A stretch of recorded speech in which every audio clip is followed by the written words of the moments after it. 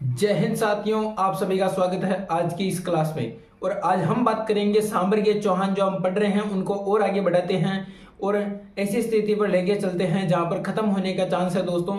अगली वीडियो में हो सकता है अगली वीडियो में समाप्त हो जाए। सांबर को पूरा करने की कोशिश करेंगे अगली वीडियो में।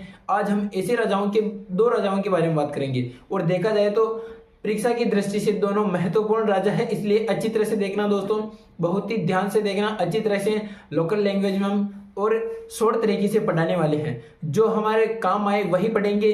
ज़्यादा हम मैटर लेकर नहीं चलेंगे जिससे हमारा शॉर्ट चल के अच्छी तरह से कवर हो जाए। तो चलिए बिना किसी देरी के हम आज का वीडियो स्टार्ट करते हैं। और आज हमारे दो राजा होने वाले हैं, अर्णोराज और विग्रहराज चतुर्थ। दोनों ही महत्वपूर्ण राजा है, अच्छी तरह से देखना। और देखा जाए तो उन्हीं को हमने आज लिया है जो सबसे महत्वपूर्ण है और हर एक लाइन से बहुत ही इंपॉर्टेंट लाइन है दोस्तों। और हो सकता है कि क्वेश्चन में इन लाइनों से आपको क्वेश्चन मिल जाए। तो चलिए स्टार्ट करते हैं आज की इस वीडियो। अर्णोराज से स्टार्ट करते हैं। अर्णोराज कौन थे दोस्तों? अर्णोराज थे चौहान वंश के एक शासक, 1133 से 1153 ईस्वी तक। 33 में दोस्तों कौन संन्यास ग्रहण कर लेते हैं? हमने पिछली वीडियो में बात की थी, अजयराज चौहान। तो इसके बाद राजा बनता है अजयराज चौहान के बाद अर्णोराज।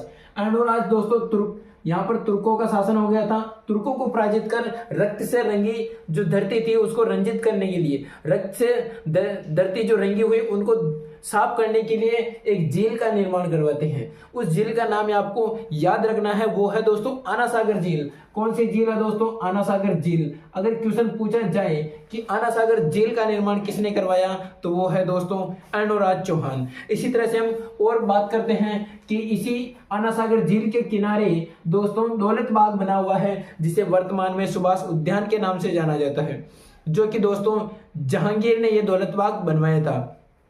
अगर मैं पूछूं दोस्तों जहांगीर का दूसरा नाम क्या है, तो वो दोस्तों सलीम है। और इसी तरह से दौलत बाग का निर्माण किसने करवाया? जहांगीर ने।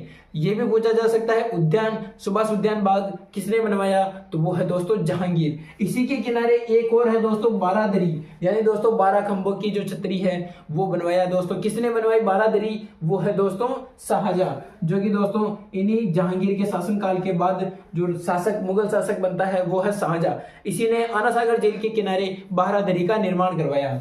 और दोस्तों उसके बाद जो अर्णोराज है इन्होंने पुष्कर में वराह मंदिर के निर्माण करवाया। किसका निर्माण करवाया दोस्तों? वराह मंदिर। कहां पर करवाया? पुष्कर ने। किसने करवाया? अर्णोराज ने। और दोस्तों इसी तरह से वराह मंदिर का निर्माण करवा दिया। और ये अर्णोराज जी है दोस्तों जो आना सागर झील का निर्माण करवाते हैं। और इन्हीं को दोस्तों आना जी कहते हैं। यानी दोस्तों मैं पूछ लूं कि आना जी चौहान किसको कहते हैं, तो वो कौन है दोस्तों? अर्णोराज। और इन्हीं के नाम पर आना सागर झील का इन्होंने निर्माण करवाया, जो दोस्तों हाल ही में उसको मृत घोषित किया गया था।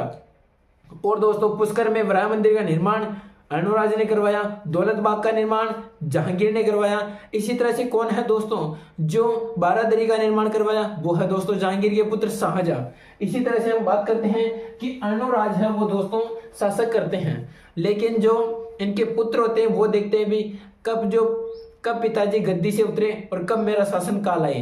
तो वही है दोस्तों इसके पुत्र हैं अर्णोराज के। कौन है दोस्तों? जगदेव। और ये सोचते हैं कि ऐसे तो पिताजी उतरेंगे नहीं शासन से, तो क्यों ना इनकी हत्या करके हम शासक बन जाए। तो दोस्तों अगर पूछ लिया जाए कि चौहानों का पहला पितरंता शासक कौन है, तो वो है दोस्तों जगदेव। क्वेश्चन आ सकता है, अच्छी तरह से याद रखना। हमने कल बताया था कि चौहानों की कुल देवी कौन सी है, तो आशापुरा माता। कुल देवता कौन सा है? हर्षनाथ। इसी तरह दोस्तों ये क्या होते हैं? पितरंता कौन है दोस्तों? जगदेव, जो किसका पुत्र है? अर्णोराज का। किसकी हत्या करता है? अर्णोराज की। और पूछ लिया जाए चौहानों का प्रथम पितृहंता शासक जगदेव है दोस्तों। अब मैं बात करूं कि इसके दरबारी विद्वान कौन कौन से हैं, क्योंकि बहुत बार ऐसे क्वेश्चन पूछ लिए जाते हैं कि ये दो दरबारी विद्वान किस राजा के हैं। तो यहाँ पर देखिए दोस्तों अर्णोराज की जो दरबारी विद्वान है वो है दोस्तों देवबोध धर्मदोष। कौन है दोस्तों?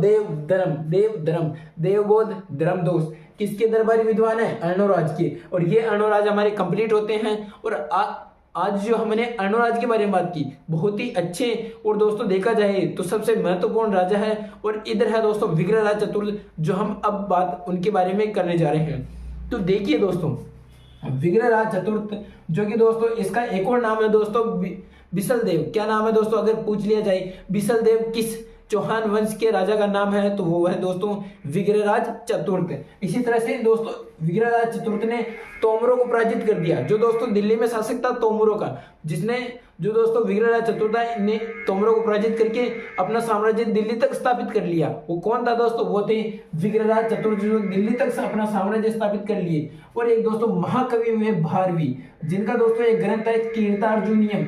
ये ग्रंथ है दोस्तों, इसी के आधार पर विग्रहराज चतुर्थ ने एक अपना नाटक लिखा जिसका नाम है हरकेली नाटक। पूछ लिया जाता है क्वेश्चन, हरकेली नाटक की रचना किसने की? तो वो हमारे बिसल देव है, वही हमारे विग्रहराज चतुर्थ है। और किसके आधार पर की? कीर्ति यानी दोस्तों कीर्तार्जुनीयम के माध्यम से। और ये किसका ग्रंथ है दोस्तों? भारवी। अगर ये क्वेश्चन पूछ लिया जाए कि राजस्थान का भारवी किसे कहते हैं तो वो कौन होगा दोस्तों? विग्रहराज चतुर्थ।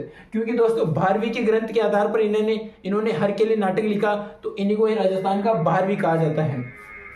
इसके बाद दोस्तों ये विग्रहराज चतुर्थ होते हैं, जो कि दोस्तों संस्कृत कंठाभरण की दोस्तों जो संस्कृत पाठशाला है उसका निर्माण करवाते हैं। किसका दोस्तों? सरस्वती कंठाभरण संस्कृत पाठशाला। सरस्वती कंठाभरण संस्कृत पाठशाला का निर्माण कौन करवाते हैं? वो है दोस्तों विग्रहराज चतुर्थ या दोस्तों बिसल देव। इसको ही दोस्तों सरस्वती कंठाभरण संस्कृति पाठशाला को तोड़ दिया जाता है। कौन तोड़ते हैं दोस्तों? कुतुबुद्दीन ऐबक, जो एक शासक हुआ कुतुबुद्दीन ऐबक, उसको तोड़कर वहां पर दोस्तों 2.5 दिन का झोपड़ा बनाता है, जो कि कहां स्थित है दोस्तों? अजमेर में। अगर पूछ लिया जाए कि 2.5 दिन के झोपड़े से पहले वहां पर क्या था, तो वहां पर थे दोस्तों कौन? सरस्वती कंठाभरण संस्कृत पाठशाला थी दोस्तों। इसी तरह से उसको तोड़कर 2.5 दिन का झोपड़ा बनवाया, जहां पर दोस्तों फकीर पंजाब शाह का उर्स का मेला लगता है। कहां पर दोस्तों? 2.5 दिन के झोपड़े में, जो कहां स्थित है? अजमेर में। इसी तरह दोस्तों विग्रहराज चतुर्थ, जिसको बिसल देव भी कहते हैं, और इन्होंने ही बिसलपुर नगर की स्थापना की। किसने की दोस्तों? विग्रहराज चतुर्थ ने। और यहाँ पर ही दोस्तों गोकर्णेश्वर शिव मंदिर बनवाया। कौन बनवाया? विग्रहराज चतुर्थ। अगर प्रश्न पूछ लिया जाए बिसलपुर नगर किसने बसाया, तो बिसल देव या फिर दोस्तों विग्रहराज चतुर्थ। इसी का ही नाम है दोस्तों बिसल देव। इसी तरह से इनके विद्वान कौन कौन से हुए? सोमदेव हुए, नरपति नाला। अगर प्रश्न पूछ लिया जाए ललित विग्रहराज किसकी रचना है, तो यहाँ पर देखिए दोस्तों ललित विग्रहराज सोमदेव की है। मैं पूछ रहा हूँ बिसल देव रासो किसकी रचना है, तो नरपति नाला की। किसकी है दोस्तों? नरपति नाल। इसी तरह इसके विग्रहराज की चतुर्थ की जो मृत्यु हुई होने के बाद जो चौहान वंश में शासक बनता है वो है दोस्तों अपरांगे। कौन है दोस्तों? अपरांगे। और इसको भी दोस्तों पराजित कर देता है कौन? पृथ्वीराज सेकंड, जिसके बारे में हम कल चर्चा करेंगे कि ये कौन था, किस तरह से शासन फैलाया। पृथ्वीराज सेकंड। इसके बाद हम बात करेंगे सोमेश्वर चौहान, और उसी का पुत्र है पृथ्वीराज तृतीय, जिसको हम पृथ्वीराज के नाम से बहुत ही प्रसिद्ध राजा है पृथ्वीराज चौहान, जो कि दोस्तों तृतीय था। मोहम्मद घोरी से युद्ध करता है बहुत अच्छी तरह से। हम इनको कल कंप्लीट कर लेंगे चौहान वंशों को। और आज इतना ही दोस्तों, क्योंकि ये 2 महत्वपूर्ण राजा थे, इनको थोड़ा लंबा बताया क्योंकि दोस्तों ये शॉर्ट में नहीं आ सकते और इंपॉर्टेंट परीक्षा की दृष्टि से। अगर हम कल की वीडियो में बात करेंगे तो वो पृथ्वीराज तृतीय बहुत ही परीक्षा की दृष्टि से इंपॉर्टेंट है, तो हम उसके बारे में बात करेंगे। यहाँ पर दोस्तों कौन शासक बन जाता है विग्रहराज चतुर्थ के बाद? अपरांगे को कौन पराजित करता है? पृथ्वीराज सेकंड। तो पृथ्वीराज सेकंड के बारे में हम कल बात करेंगे।